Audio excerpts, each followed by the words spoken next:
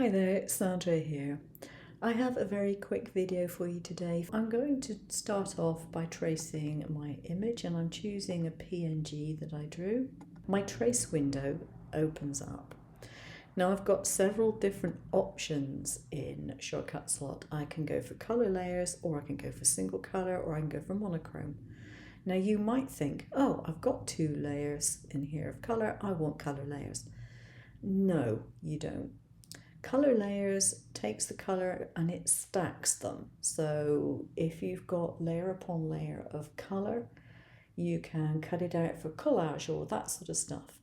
But it's not designed to do the vinyl cutting or the piecework. You want to use single color. So we click on that.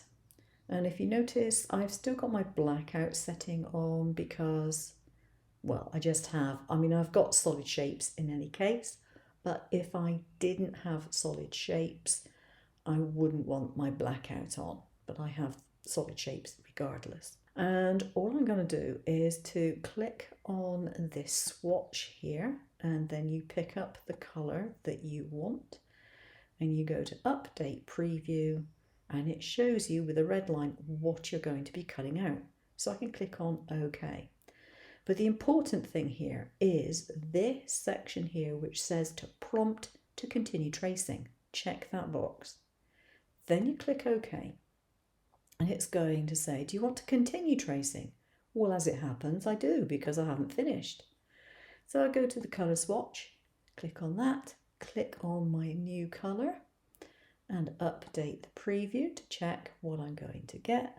Yep, that looks like it's giving me what I want. Click on OK. Do I want to continue tracing? No, I'm done. And there I have my flower all nicely traced and ready to go. All I have to do is to ungroup it, and then you can see that I have the flower head and I have the leaves and the stalk. Now, when it comes to cutting in Shortcut Slot, you've got some different options. I could use what you see is what you get because I am cutting different colours of card or vinyl. What I want to do is use the origin point, and that will put it at the bottom left, which is what I need for my Siser machine. I've got a choice whether to use the software speed and force, which I can set here. And I also have a choice of cutting the selection only. So if I've got this selected, and that selected, that's all that's going to cut. Cut that piece out, select this one, go to cutter, and it will cut that one out next time. So there it is. Nice and easy to do, no real work involved in that.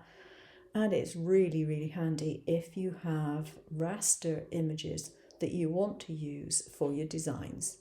Thanks for watching. I'll see you soon. Take care now.